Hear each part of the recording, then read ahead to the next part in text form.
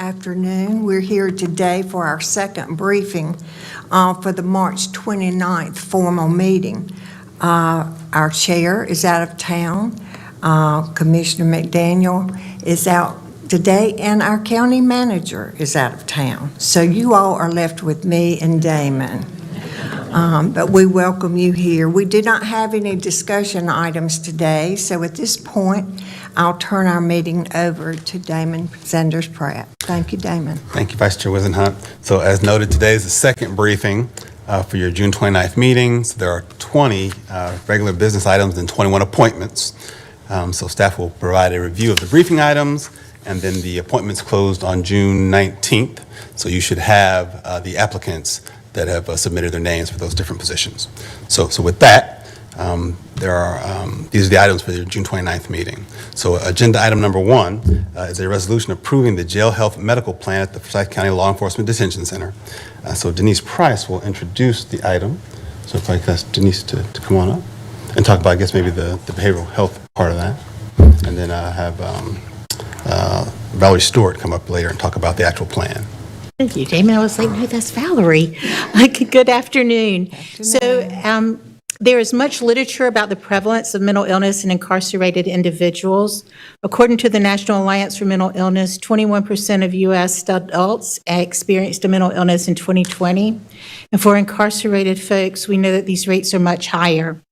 The American Psychological Association reports 64% of jail inmates, 50% of state prisoners, and 45% of federal prisoners have reported mental health concerns. Approximately half of the people in U.S. jails and over 1/3 of the population of U.S. prisons have been diagnosed with a mental illness. During reentry, mental illness complicates an already difficult path for individuals returning home. Forsyth County is no different. The Behavioral Health Unit was originally proposed in 2020 by the sheriff out of concern that the level of unmet mental health needs of individuals at the detention center and how this impacts their staff as well. The Behavioral Health Unit for Males launched September 26 of 2021, and with fiscal year 24 funding approved, expanded behavioral health services will soon be available for the female population. The mission of the unit is twofold. One, to stabilize individuals so they can function better at the detention center in the general population housing unit, and two, to assure continuity of care after their release. NAFCARE in the detention center provided an update with performance metrics, patient-level measures, and case studies. There was also a link to a recent County Connections interview with Sheila Williams Stacy, our detention center medical director.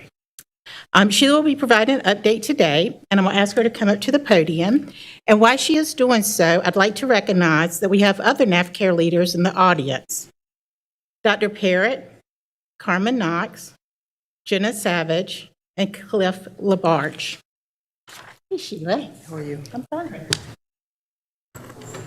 Good afternoon. My name is Sheila Williams Stacy. I am the mental health director with NAFCARE. We're providing services at the Forsyth County Law Enforcement Detention Center. And I have a presentation that I would like to share with you. I'm here to provide you with an update on the behavioral health unit at the detention center. And I guess the big question is, how has it been going? At the detention center, we just completed a report that covers the last 15 months that began from the last report that we provided up until the end of May. And the big answer to that question was things are successful. Today, I'd like to talk with you about how many patients we served, how many of those patients benefited, and the impact those individuals have on the residents, staff, and the community. So the BHU over the last 15 months has served, we've had 135 admissions. 122 of those are distinct individuals, and we've had 5 graduation ceremonies. Of the people that we measured outcomes for, it was 120 outcomes and 109 distinct individuals. And the reason for that 15-person difference is that we have 15 of those patients are still in treatment right now. So the outcome population we divided into 3 groups based on outcome. Graduates who are patients who successfully completed the program and who were discharged from the BHU. Early release, who are patients who were successful in the BHU, but for various reasons, their participation ended early due to release. And then also early termination, and those were patients who were not successful in the BHU and were terminated early from that program. So the vast majority of BHU participants succeeded at 76%. That's 91 out of the 120. They were successful either through graduation or doing well when they released early from jail. The other 24% were people that were unsuccessful and were terminated early. 34% of that 120 graduated from the BHU. The majority of those people started out in segregation. 95% of our graduates discharged to a setting other than segregation. None of our graduates went on to a more restrictive setting post-BHU. So for the graduates that came to us from general population, 83% of that, 83% of them returned to general population or became an inmate worker. The other 18% were people who are transferred to external custody, such as the Department of Corrections. Nobody who came to us from general population was discharged to a single cell in general pop or to segregation. For the people who came to us from segregation, those people, 29% went to a single cell in general population. 43% went to general population, and then 9% became inmate workers. Only 2 people of that 120 were discharged back to segregation following the BHU. As far as people who early released, the majority of those people were admitted to us from segregation, they were released either to external custody or to the community. A large portion of the people who early released completed the majority, if not all, of the BHU treatment modules. 23% of those released early to the community, and 33% of those released early to external custody. It's possible, if not likely, that those skills that individuals learned in the BHU will impact their functioning in the community as well as at the DOC. Something that I was speaking with one of the patients today who is looking at time and at some point will be transitioning to the DOC. And he shared with me that it would not be his first stint there, but because of the skills that he's learned on the BHU, it's going to be different for him this time. This is a person that was in segregation prior to coming to the behavioral health unit. As far as our 24% that were early terminations, the most frequent reason were for disciplinary infractions, rule violations, or psychiatric instability, so a worsening of psychotic symptoms or major mood episodes that impacted the safety of the unit. Our least frequent reasons, we did have 2 incidences of aggression, and we've also had some people who are caught with contraband and or hoarding pills. It's important to note that there have been no instances of suicide attempts or serious self-injury on the behavioral health unit. So the way we measured all of this is through multiple ways. One is asking the patient how well they rated their own symptoms and their well-being. Then we check with the psychiatric provider, and that person rated them based on how they're doing with their medication and treatments. And then the therapists that are on the behavioral health unit also rated the patients, demonstrating positive change or a lack thereof in their environment.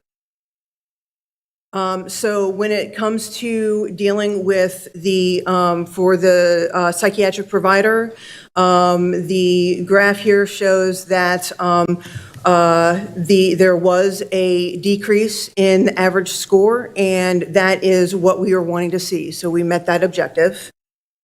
This is just another way of looking at the average score from the psychiatric provider, and it shows that clear decrease over a period of time.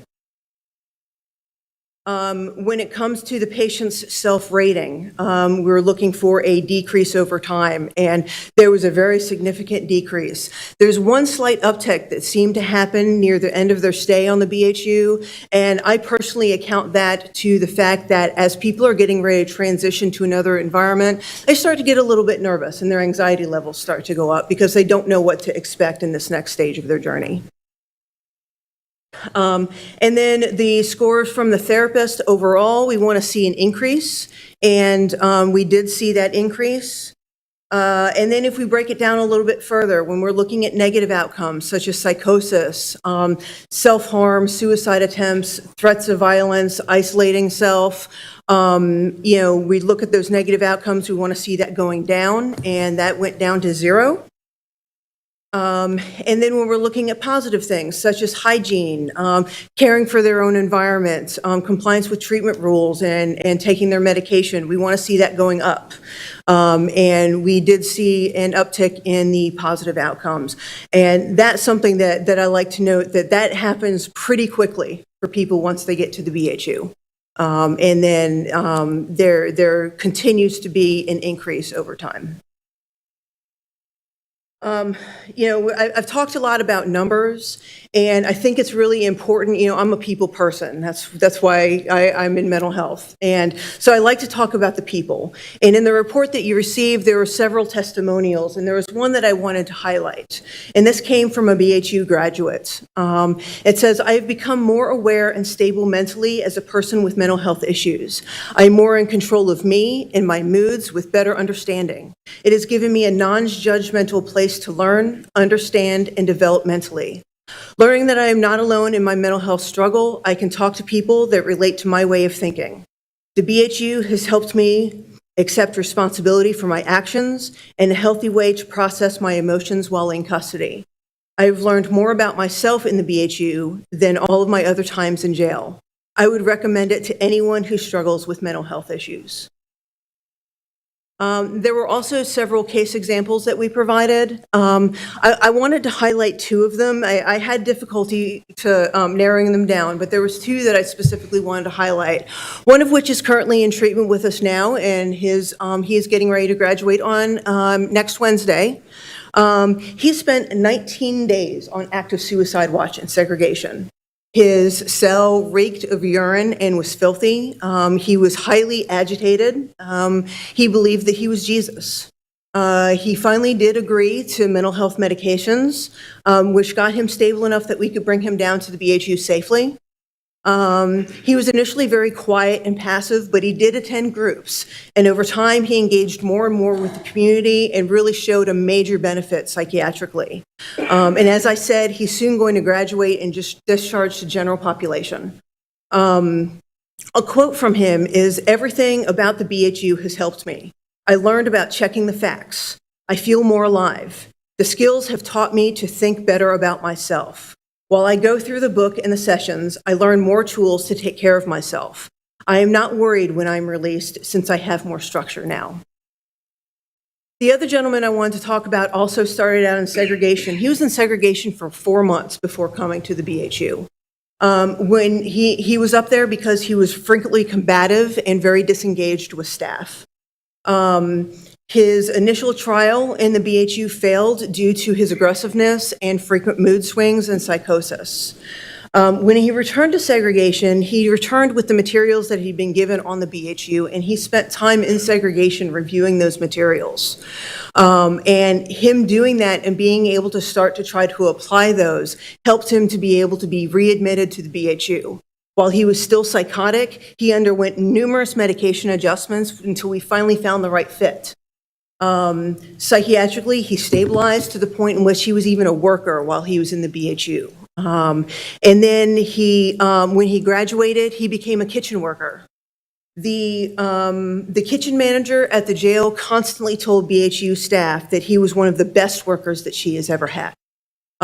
Even to the point where she wrote him a letter of recommendation for a job when he was released. These are just 2 examples of just the amazing growth that we see people really blossom. So as far as impact beyond the PHU, some feedback that we received from officers on the custody side is that BHU graduates, they see less aggression and fighting. They see them having better emotional control, improved behavioral control. I've heard some people say that from who they were prior to coming to the BHU, they are now unrecognizable. They are somebody very different. And they seem to have fewer problems compared to the non-GBHU graduates in GP. What this means is that it's a safer environment for inmates and staff. There's less need for the special response team. We receive fewer sick call requests. There's fewer outside hospital visits and less time in which people are going on mental health observation or active suicide watch. From a patient perspective, we provide a model of hope, change, and trust. We create a reputation that is stigma-free, and we've developed a reputation as the BHU being a safe place. We are known for its community. The patient perspective, also, I have added 2 pictures here of a quote board that the graduates develop as they're coming up on graduation. And these are 2 of the boards that they've done. This is done in the multipurpose room in 2 North. So not only BHU patients are seen in the multipurpose room in 2 North, people from all 4 dorms come into this area, and they see these quotes and these motivational quotes from our graduates, and we've had comments that people have actually written some of them down and taken them back to their cell, and it's really made a major difference for them. So not only are we impacting the people on the BHU in 2B, we're also impacting other people within the facility. As far as the community is concerned, in November of 2022, the BHU was featured in North Carolina Health News, which is a statewide news organization that focuses on covering healthcare in North Carolina. Something else that happened as a result of that feature, I have received phone calls from people throughout the country, wanting to know what is it that we're doing on the BHU that's making such a difference, and what tips can I give them so that they can maybe replicate this program in other parts of the country. I was also featured, as previously noted, in Forsyth County Connections. We filmed in May of 23, and it just recently aired. It's also on Facebook. And where I talked about mental health in general at the Forsyth County Law Enforcement Detention Center, which also includes those services provided by the BHU team. Wanted to thank everybody for allowing me to come and speak with you today. I don't know if there's any questions that I can answer, or if that was... Sheila, we thank you so much for being here today. I recently did attend one of the graduations, and the stories that those inmates tell are so heartwarming, and how they feel about this program and how much they appreciate the program. So for me personally, thank you for what you all are doing for these folks. Are there questions or comments from other commissioners? Okay. Thank you for being here today. Thank you for having me today. Mm-hmm. Thank you. Now, if I can ask Valerie Stewart to come up. And we wanted to, as staff, to have NAFCARE come and talk about the behavioral health aspect of the health plan, Okay. basically for the detention All right. center. Please come If I on can up. ask Valerie to come up. I minimized it.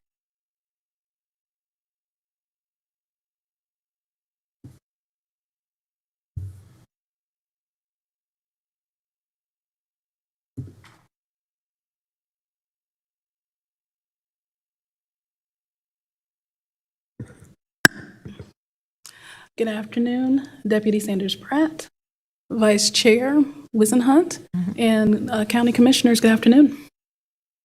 So per the North Carolina General Statute, Section 153A-225, the medical care of prisoners, a jail health plan is required for providing care to all persons who are incarcerated at North Carolina correctional facilities, such as the Forsyth County Law Enforcement Detention Center. The plan includes provisions for medical, dental, and mental health services, and lasts from admission to the jail until release.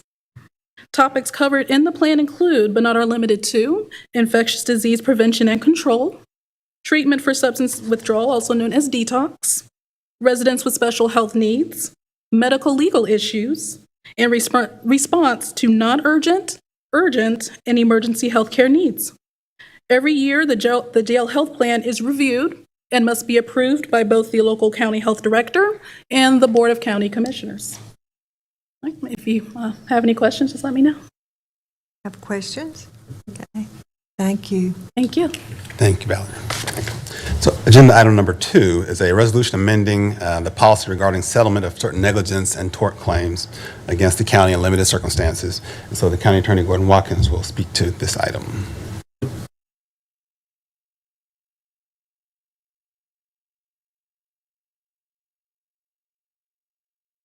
Good afternoon, Commissioners. This item relates to our recent review of insurance coverage for the county, which is done every year. We took a really deep dive into it this year, and the county manager, CFO, budget director, deputy manager, risk management, and HR, and myself, a whole lot of people looked at it. And so due to changing times regarding insurance, some of the retention levels were changed from $75,000 to $100,000, meaning for a claim against the county would have to pay the first $100,000 of that claim. And so as part of that, because of that change, and because rejiggering a little bit coverages, instead of the insurance policies going up in cost $200,000 or more, we kept it the same. It actually went down about $800. But what that means is we don't have coverage, as I said, for the first $100,000 for claims against the county for many of the coverages. And so what this provision would do is amend a policy that you all approved, the board approved in 2010, which allows the county to settle certain claims, certain tort claims that are brought against us. Many of those are accident claims, automobile accident claims. And so what the county does, we have the right, and we do claim governmental immunity, which would mean that the claimant would receive nothing from the county. And as you can imagine, some people don't think that's a good result for the claimant. And so what this policy allows the county to do is to waive the governmental immunity to the extent that the claimant has out-of-pocket expenses. And so for automobile accidents, for example, they're able to claim on their policy against uninsured motorist coverage, but there's still a deductible, and so the county would pay that deductible.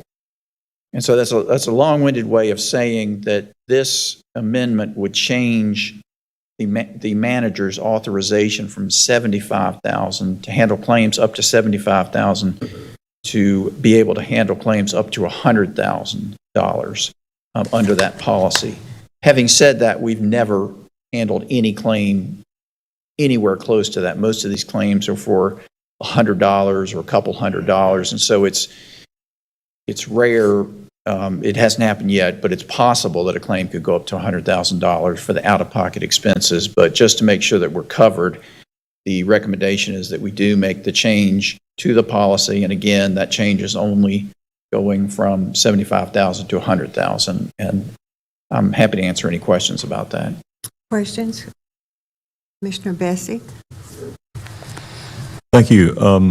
For larger claims, what's the process for approval? It would have to come before the Board of Commissioners. And would that be presumably after negotiation between the insurer and the aggrieved party or his or her attorney?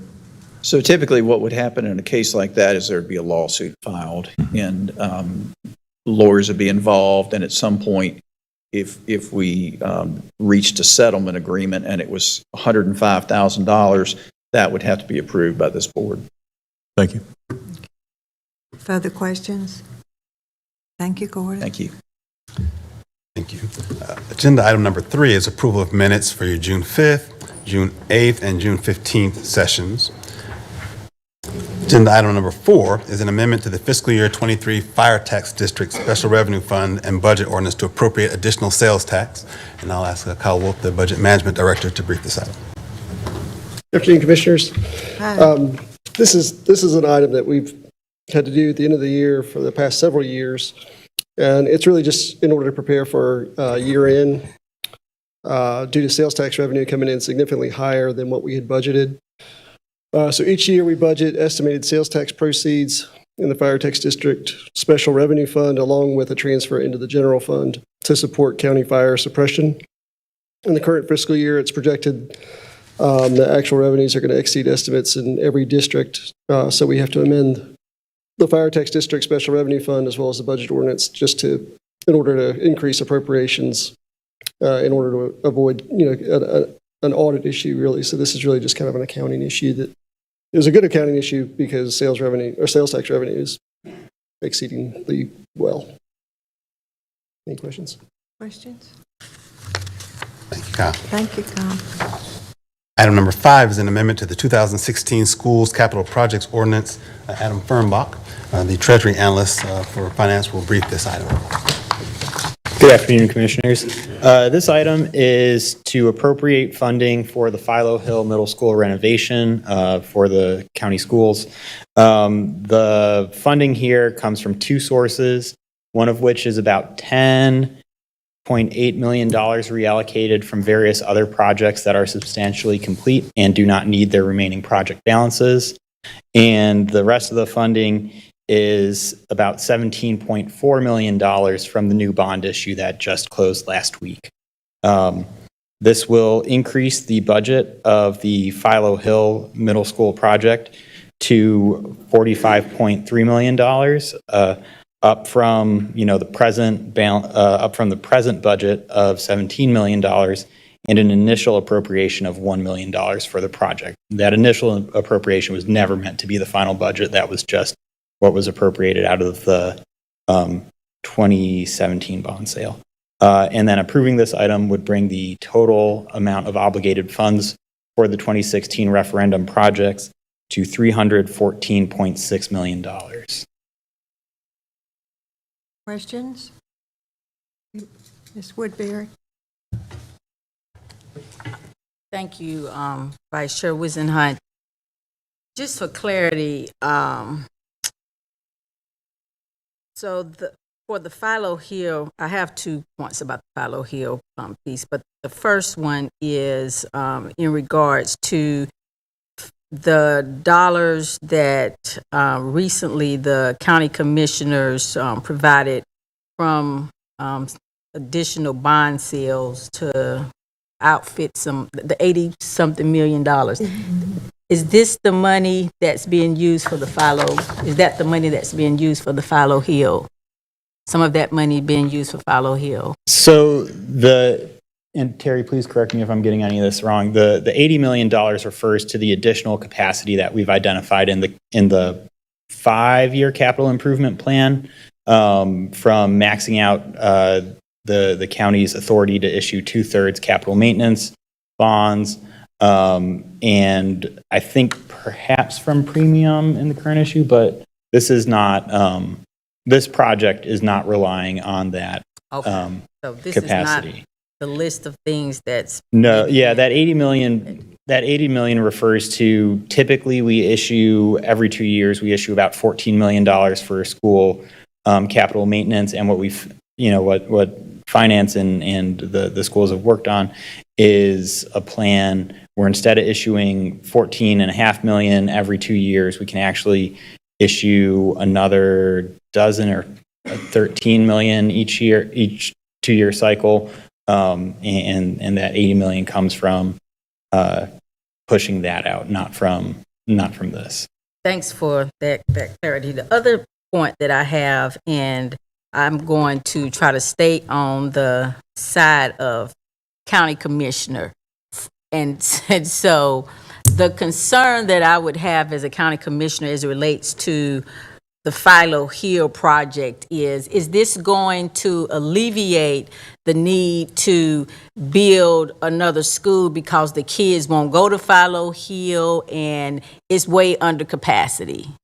So this is the question that, I've been asking even on the school board side, but again, as a county commissioner, I think the commissioners need to be comfortable around the school district has a plan for this investment, because therefore we won't have to build another school because the children don't want to attend or the families don't want to attend Philo Hill for whatever reason. So we'll end up renovating one school way under capacity and then have to build another school because the school that's in the area overcapacitated, and therefore we need another school. It's kind of like the trend that we've seen, and that concerns me as a commissioner that would then have to help build another school because we have a school in the zone that's just being underutilized that we're getting ready to spend $17 extra million on. So Commissioner Woodbury, we'll reach out to Superintendent McManus and get the school's perspective on that part and what they think about the future of additional capacity for schools. Maybe if Darrell Walker could be here next week. Okay. It's a darn shame that Commissioner Martin isn't here. He could have answered your question. Yeah. Thank you. Thank you. Oh, I'm sorry. That's fine. Excuse me. That's right, thank you. You've listed a number of projects that you'll be moving money, that you propose to move money from that, their budget to the Philo Hill project. The language, the summary language reads, various completed and soon-to-be completed projects.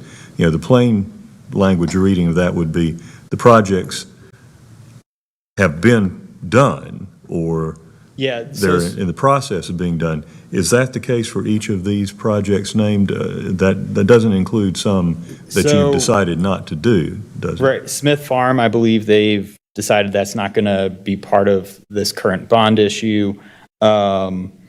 New Robin Hood Road Middle, for instance, is substantially complete. This item will leave about $60,000 to cover an anticipated $20,000 expense involving signage. And pre-K additions, they've done as much as the schools have done as much as they're going to do on the pre-K additions. So that, so that item zeroes this out. I would have to check back on, they have a big spreadsheet they sent to me. I'd have to reference that to get the list of which is done and which is sitting on, a small dollar balance that is, several multiples of what they expect to spend. I absolutely do not want to come back up here and, be asking for $5,000 to complete a sign outside one of these schools listed. So we're leaving, several multiples of what they expected to spend on any of those. But these projects are all either completed, substantially completed, and it's a small exterior element that's still to go. And all of them are left in plenty good health to. But Smith Farm is being dropped from this cycle of projects, not being done from this. That is my understanding of the discussion we had with Darrell. Is that Ward Elementary as well? I couldn't say off the top of my head. Yeah. It's listed as one. If I may, I think it might be good if we pose that question to Darrell Walker and let him respond specifically to each one of those so that we can get accurate information on that. Okay. Yeah. Thank you. Yes, in fact, if you have an opportunity to ask Mr. Walker, and if he could send us that information so we could review it ahead of time, it might be a time saver at the next meeting. Thank you. Absolutely. Thank you, Adam. Thank you. Thanks, Adam. Agenda item number 6 is a resolution approving the community-based juvenile delinquency, substance abuse, and gang prevention plan for fiscal year '24, and authorizing its submission for state approval and implementation. And the total is $940,852. And Michaela Westbrook is here from Budget to talk to us. Good afternoon, Commissioners. So on April 3rd, our JCPC Council approved a recommended budget for our programs that totals $940,852. I am here. We also have our area consultant, Rich Smith, here if you have any questions about it. We have questions, anyone? I don't think so, thank you. Thank you, Kayla. Agenda item number 7 is a resolution authorizing execution of necessary documents to apply for and accept if awarded a $10,000 grant from GlaxoSmithKline Foundation and North Carolina Public Health Association. And Daniel Lemons is not here to brief this, so I'll let you. Nicole Pretty. I do have Daniel Lemons here with me to answer any questions that you may have. Good afternoon, Commissioners. The item before you is a request for board approval for the Department of Public Health to apply for a Local Health Department Recognition Award available through the GlaxoSmithKline Foundation and the North Carolina Public Health Association.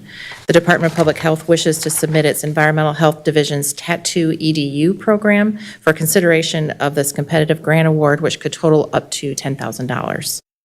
The Environmental Health's Tattoo EDU program provides tattoo education focusing on the risks of illegal or improperly done tattoos to high school students in Winston-Salem, Forsyth County Schools. And I'll be happy to answer any questions or defer them to Daniel. Are any of you interested in learning more about the tattoo? It's fascinating, really. It is. It's a really interesting course. I had the opportunity. It is. That's just something from public health. If you all want to explain it further for these folks, it'd be great. So one of our environmental health specialists goes into the schools and provides this education to students. Daniel, if you want to join me. So this program is about 5 years old. We've partnered with Winston-Salem Forsyth County Schools. I've been with Forsyth County for 23 years, and I got a lot of complaints about teenagers, underage folks getting tattooed, and parents were concerned. So I saw a need. We started this program, and we partnered with the Winston-Salem Forsyth County Schools, so we can go in as part of their health class and give education to 9th and 10th graders and some other classmates if they want to join. So it's just all about the risk, what to look for, getting them to know what to look for when they are old enough to receive a tattoo. They go to a permitted shop, making sure everything's sterilized properly, make sure they know what they're getting into before they make a mistake, and it could be dangerous to them. So we just wanted to get in and educate them and make sure they know they're making a decision. Questions? Go ahead. Is this more popular now than it was several years ago? And if so, what has brought forth renewed interest? I'd say more people have tattoos now than not. Tattoos are way more popular. We had about, I started in 2020.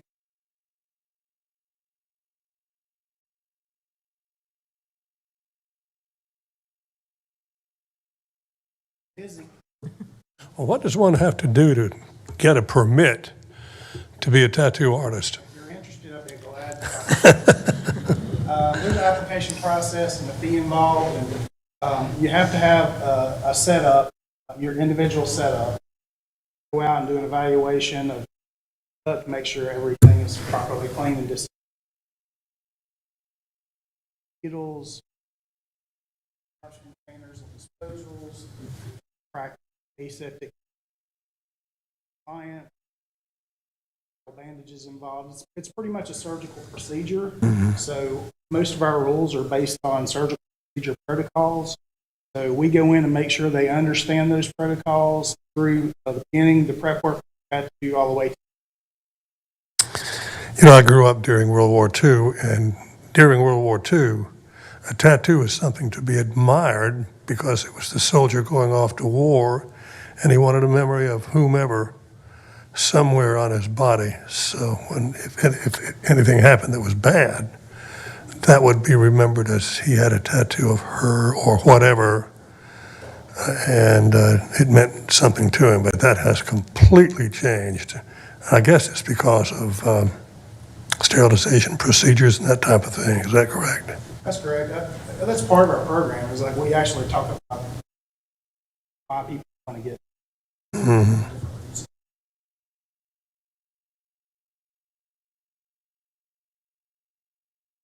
Part of the growing fad. You don't have to have a reason. And one unfortunate thing that we are seeing occur more frequently are tattoos being done by peers, actually. That's where At schools or I'm at glad you home. brought that up. Yeah, so this education actually touches on that and the importance of not receiving those types of tattoos and the infections that can come of that, and the importance for looking at that permitted tattoo art. So thank you for sharing this information, and I want to thank Vice Chair Wizenhunt for kind of encouraging you all to share a little bit more, because I did not know that you all were in the school system trying to share this information with our students. Immediately, you know, what I thought of was, because it's so popular but it's expensive, students will do it themselves or get a peer to do it, and then the health risk behind that. So I appreciate you guys, you know, sharing with them, you know, the precautiousness around trying to do it in an unsafe environment. So thank you. We do this program twice a year in the fall and the spring. Okay. Thank you all. We appreciate you. Thank you. Any other questions? Okay, thanks. All right, the next several items pertain to Sheriff's Office contracts. If I could ask Randy Hunsucker to come up. Agenda item number 8 are resolutions authorizing interlocal agreements with various municipalities for community policing. Thank you, Damon, and good afternoon, Madam Chair, Vice Chair, and board members. These items approve law enforcement agreements or 3-year agreements with Clemens, Louisville, Rural Hall, and Walkertown. There are no service level changes except in the case of Rural Hall. The approved 2023-2024 budget included 1 new deputy position in Rural Hall, and under the county's mini COPS funding program, the county general fund covers 1/2 of salaries and benefits for 2 years, and in the 3rd year, Rural Hall picks up the full cost going forward. Except as noted with that position and prior year mini COPS positions, 100% of all estimated direct costs are covered by the towns, as well as future vehicle replacement costs and even sheriff's office overhead. The year 2 and year 3 costs are annually updated based on revised estimates, working in conjunction with the Budget Management Department. The Clemens Agreement provides 16 positions, or about $2.1 million in the upcoming year. Louisville has 7 positions, approximately $788,000. Rural Hall will have 3 now, $311,000. And Walkertown has 1 position at $156,000. I would be happy to answer any questions, and also have Captain Hall with me today. Are there questions? All right. You got lucky today, Randy. Thank you. But he's not finished. So item number 9 Oh, is a resolution ratifying and authorizing the execution of an interlocal agreement between the county and the school system for the provision of school resource officers. Now, let Randy go there. And the Board of Education approved this agreement unanimously last Tuesday, June 13th. And highlights, we wanted to mention that there is no change in service levels, and the number of SRO deputies remains at 39. They are assigned to 25 middle school and high schools, plus roving positions for relief and supervision. As in previous years, the school system will cover 100% of the estimated direct costs, including salaries, benefits, vehicle maintenance, fuel, all those things. The SRO officers will also continue to use the older vehicles that have already been withdrawn from frontline service. The total contract cost is $4.4 million. That is a 14% increase. That is due to higher personnel costs for previously approved market adjustments, merit increases, promotions, and future merit increases of up to 60% in the new fiscal year budget. Overtime costs are also adjusted based on actual expenses in the last year. This is the first year we actually have had a full year of information, because when we took over the SRO program, we had just completed the remote learning, so never really had experience of how much the vehicle costs were actually going to be driven, but now we do, and the vehicle mileage estimates as well. Captain Ammons, who is over our SRO division, is joining me today. If there's any questions, we'll be happy to answer. Woodbury. Thank you. So I know previously that, of course, mothers of elementary school students have asked the school district to make sure that, too, at some point, there is consideration of officers at SRO officers at our elementary schools, because elementary schools sometimes seem to be, of those children, the most vulnerable because of their age. And I think, as I can recall, there was maybe at times SRO officers would kind of split their time between going over to some of the elementary schools, but back to their base in high school. Are we still doing that at all?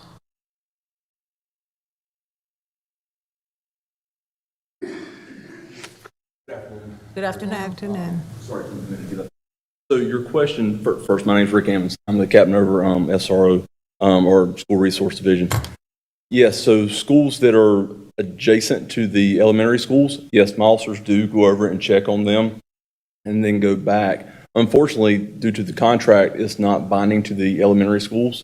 However, Captain Hall, who was over field services, and I used to be in field services, as officer deputies are roaming around and patrolling the areas, they will also check in on the elementary schools, and they check on every school that they come by. So that's how we best try to manage that. Does that answer? Oh, it absolutely does. Thank you. Yes, ma'am. Thank you. Mr. Bessie? Thank you. Actually, just to confirm an understanding, in terms of percentage changes, one of the biggest is increase in overtime hours. As I understand it, that's primarily covering at the request of the school's evening events. Is that? There are several reasons for the overtime increase. One is the benefit of more time.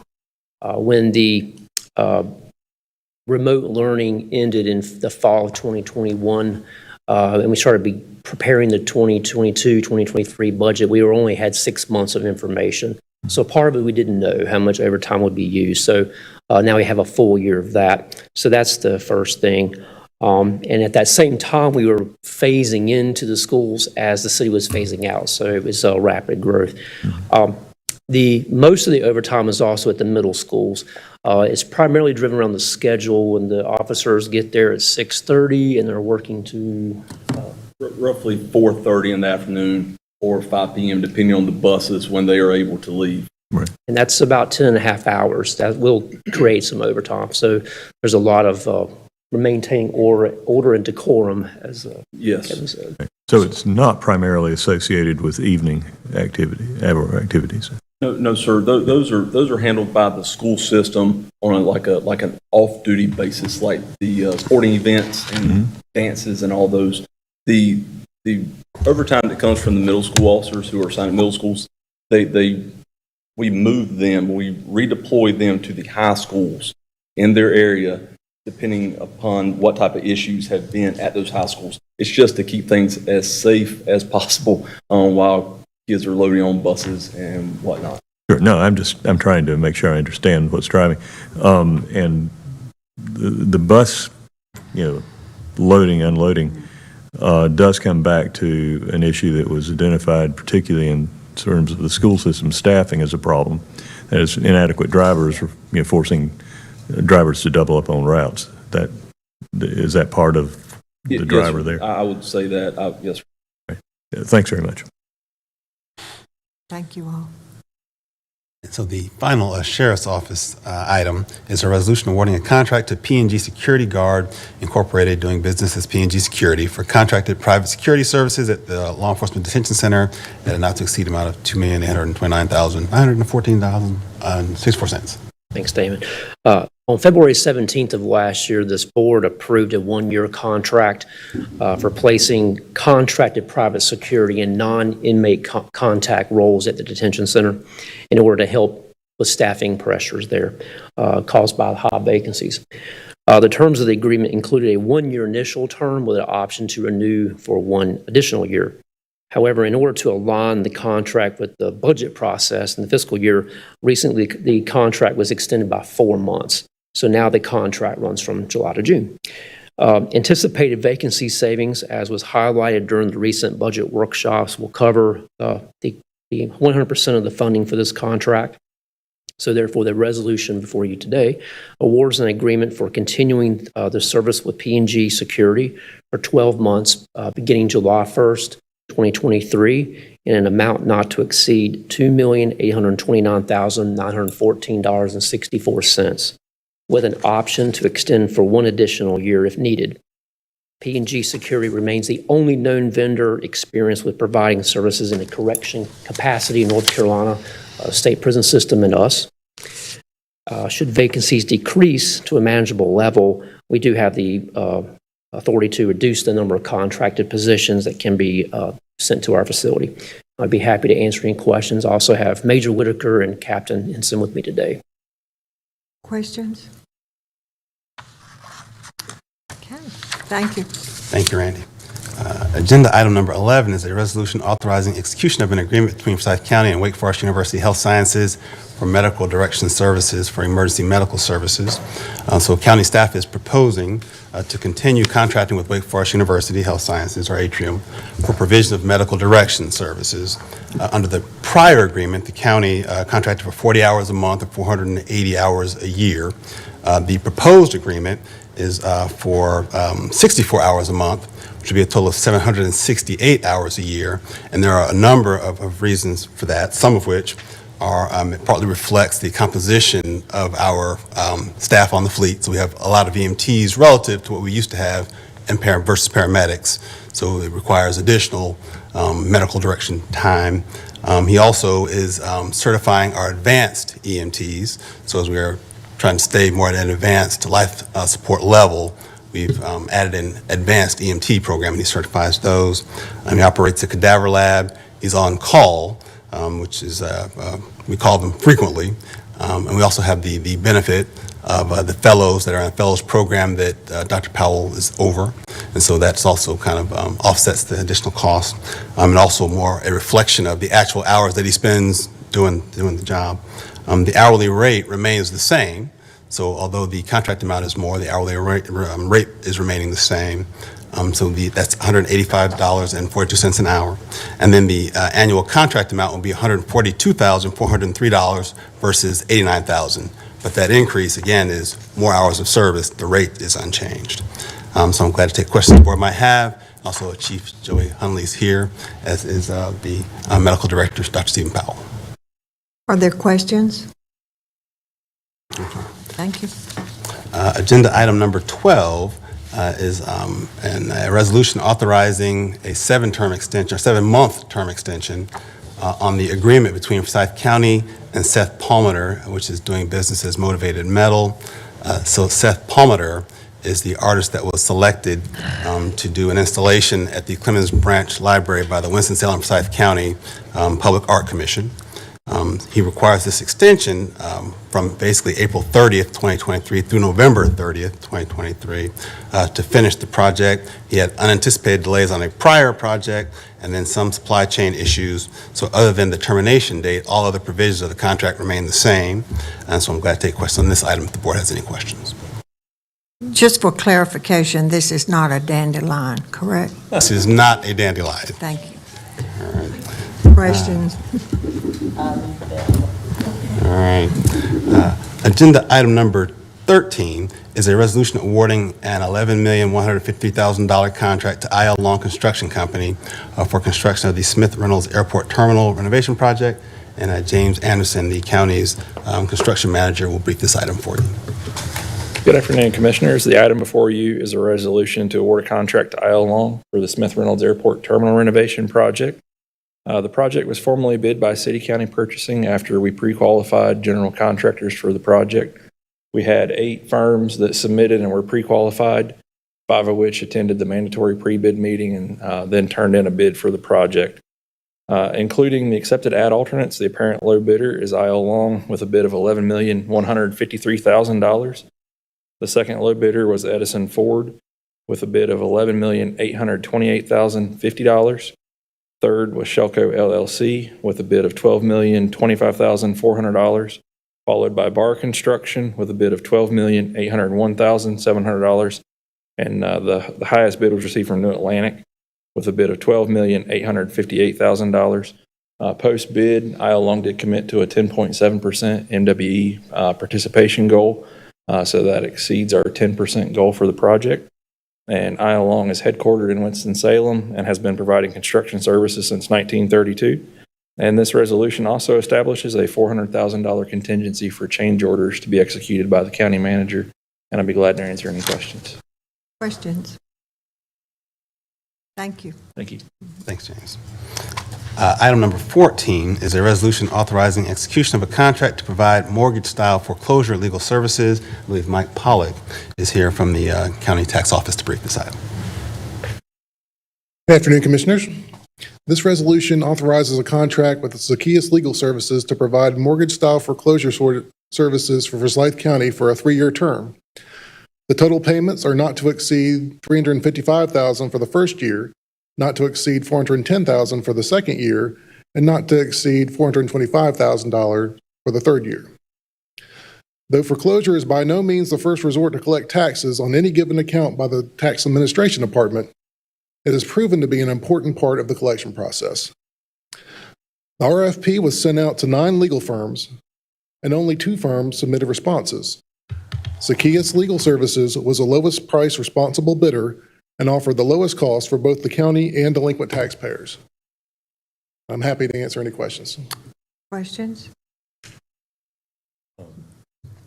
Mr. Bessie? Thank you. Do we have a written policy regarding when the county authorizes use of foreclosure proceedings for the collection of unpaid taxes? There are state statutes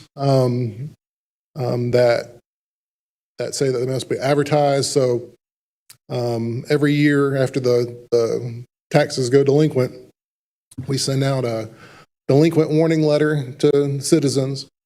We send out a letter that warns them that they'll go to debt set-offs so that their tax refunds or their lottery winnings might be taken from them.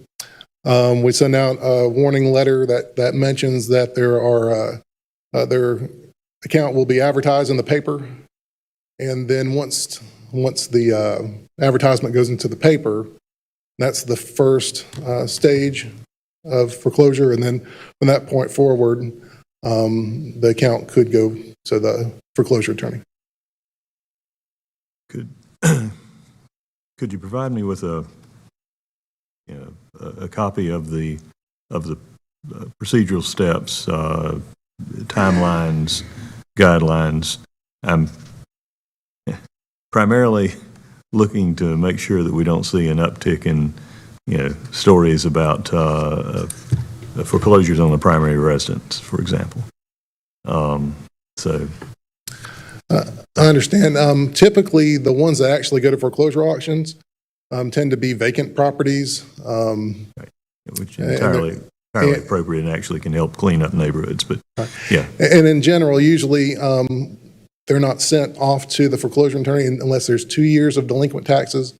And that's something that the assessor has discussed with the board members in the past. But yes, the written guidelines would be helpful if I can. All right, and I'll make sure those are provided to you. Thank you so much. Thank you. All right. Thank you, Mike. So the next 4 items are leases, and these will be briefed by General Services Deputy Director Kirby Robinson, and he'll kind of get into the details of them in his PowerPoint that's be on the screen momentarily.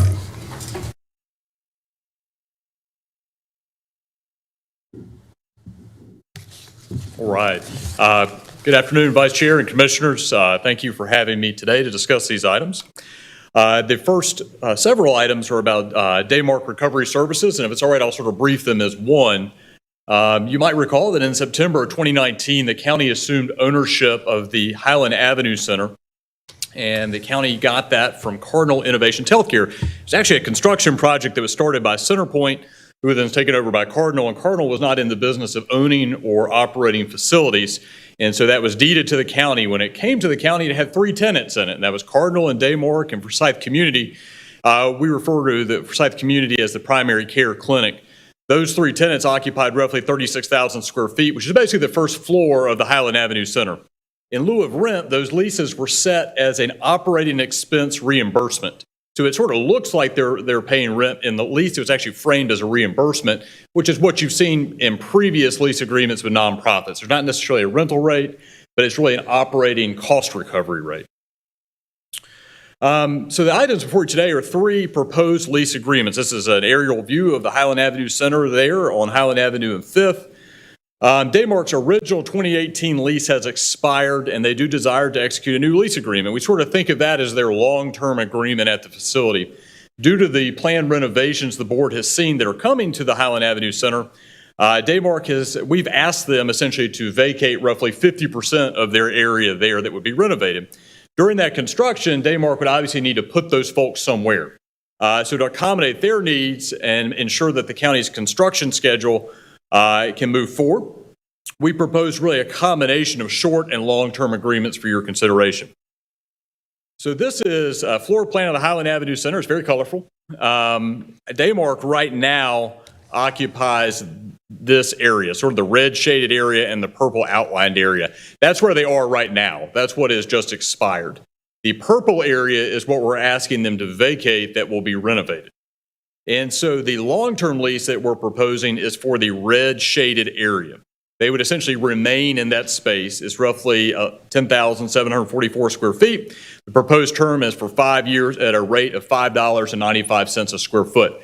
The way we got to that rate is we took their current rate and adjusted it by the CPI, which was, I think, when we did this calculation, roughly 6%. The short-term lease then and the one-year lease is we have the folks that are currently in this purple area, and we need to house them somewhere during construction. So the short-term lease pertains to these couple of offices that are shaded in red that are actually within the primary care clinic. Those total 710 square feet, and that lease would run from July 1st through October 31st of 2024 at the same rate. Now, the one-year lease space, this is where it gets sort of complicated, and I apologize, should have been included in that short-term lease.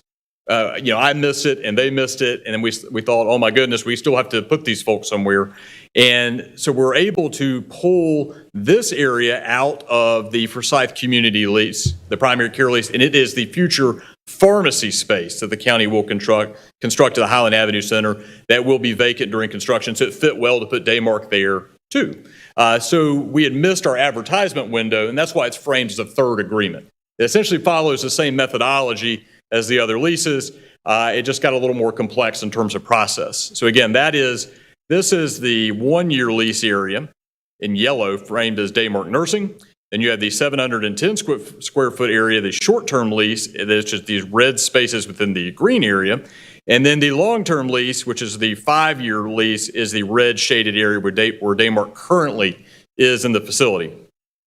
In quick analysis of that, the rate, we basically utilized really what past boards have approved in terms of the rental rate at county facilities for nonprofits, which is essentially that operating rate reimbursement. There are other ways, of course, to look at that if the board wanted us to in terms of a market approach. That's simply what has been approved in the past and what we assumed in those lease agreements from Cardinal.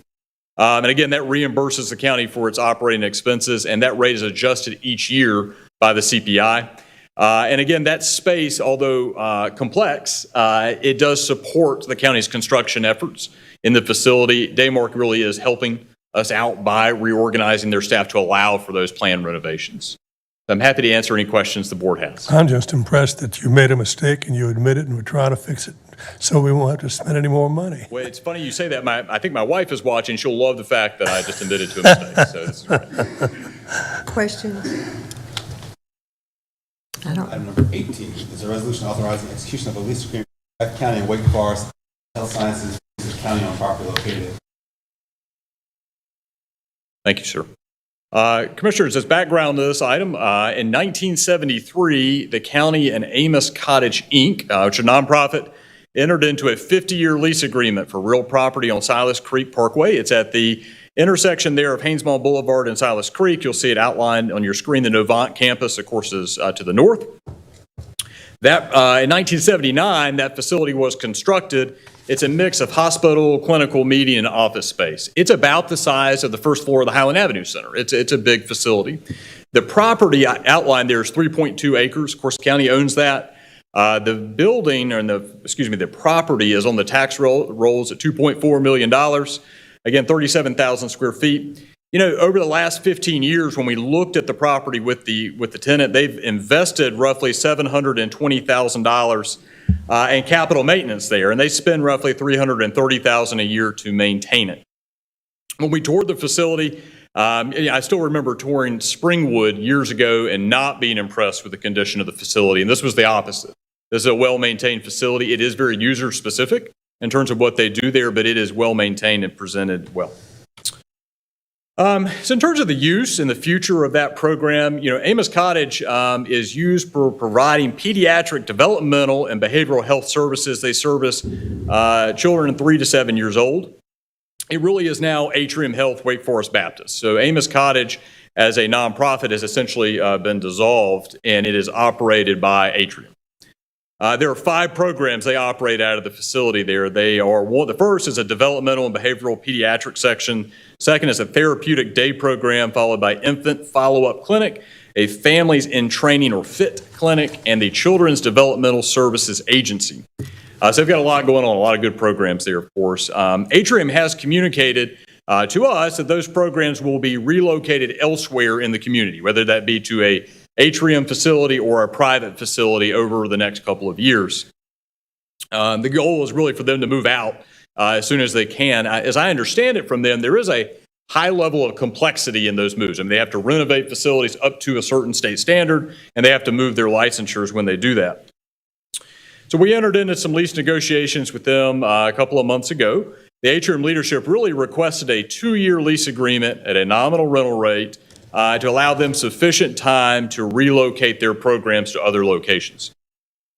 You know, from a county perspective, we felt like the board would want to go really through a disposition analysis to say, you know, what do we want to do with this property in the future? Does it have a county use? Are the sale proceeds as a surplus property valuable? What would we want to do with that? I will say in the immediate future, it could be interesting to work in a sort of satellite EMS base. It's really some parking there around Novant. So I understand they don't have a location close to the hospital right now. So that's something we could certainly look at in the immediate future. Not necessarily with infrastructure, just more with parking. Atrium has, we really wanted to incentivize Atrium to go through that move-out process. So we proposed as staff a 1-year lease with a mutual 6-month extension. So essentially an 18-month lease. They initially did agree to those terms. They had not signed the lease agreement yet, but typically we do that through a term sheet, and we all kind of hash out those, the meat and potatoes of it. And they did agree to that, and that's what the county clerk advertised. And what's before you today is a 1-year lease with a 6-month extension. Since that time, actually this morning, Atrium provided documentation to us showing that their construction projects associated with those groups that are moving out will run through, and this is a draft construction schedule, so it certainly could be longer, through May of 2025 is what their documentation is showing now, which really kind of reinforces their ask for a 2-year lease. As staff, I responded to say that, from a process perspective, the lease that's before the board has been advertised. That's required by statute. July 1, there is no agreement if we don't do something here. And so my advice to them was to pursue, if the board was agreeable to it, the agreement that's in front of us. And that if you needed additional time in the future, you could come back to the board and ask for that. Again, I think they've reinforced that they need 2 years, and they would like that guaranteed up front. So there are a little bit of issues in this. Normally when we bring a lease agreement to you, this is all sewn up and hashed out and everybody's fine.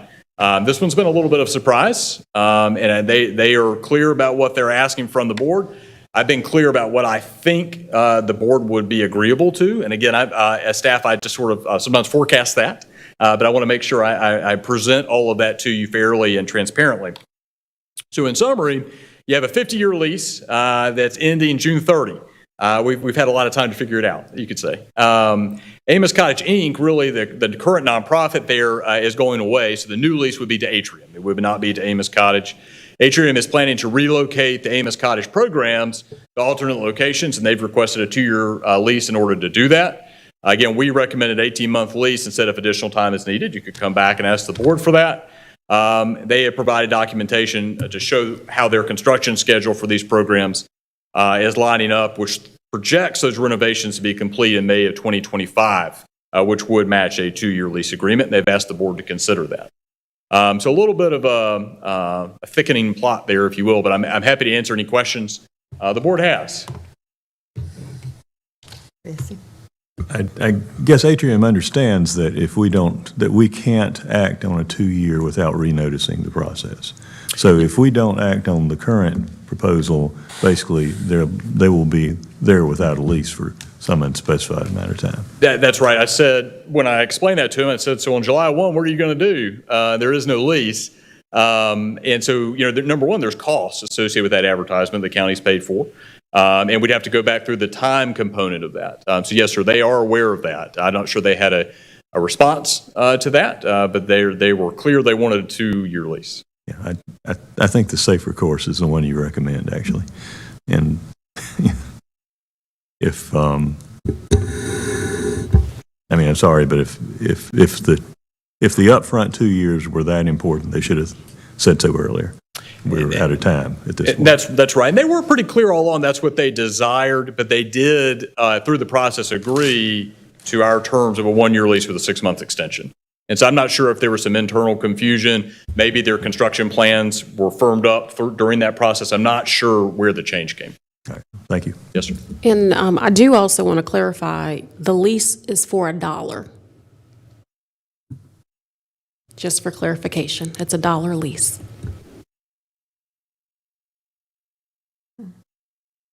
Other questions?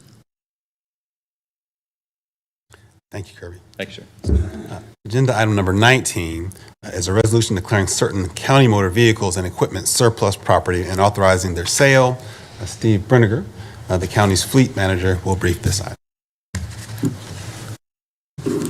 Thank you, Commissioners, for allowing us to come up here. Forsyth County owns certain motor vehicles and equipment identified in the attached incorporated herein reference, which vehicles and equipment beyond the repair and the cost of the repair and operation is not economically beneficial to the county.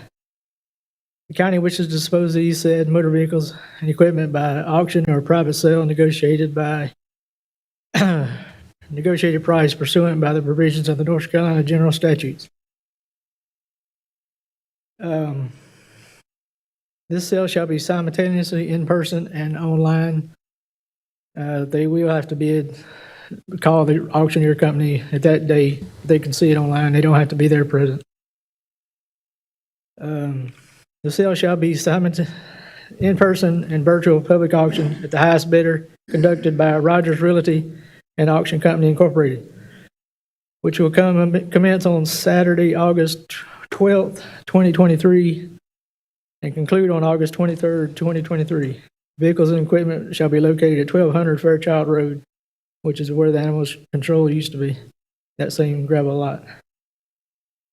And we bid out the auctioneer companies by the city county purchasing. Rogers Realty was the winning bidder. The one that was actually cheaper does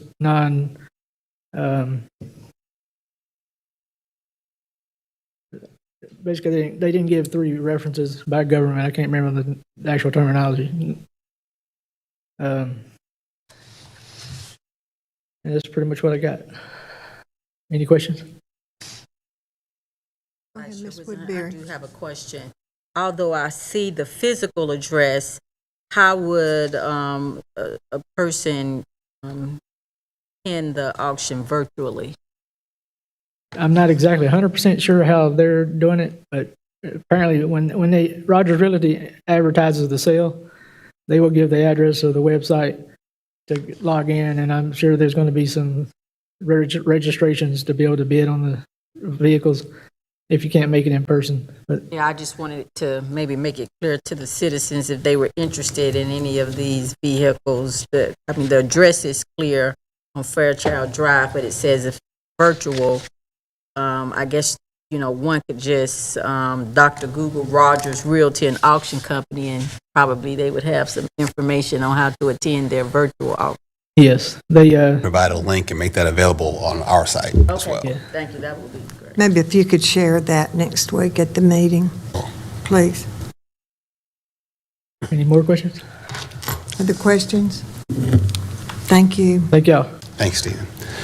So the next items 20 through 40 are appointments.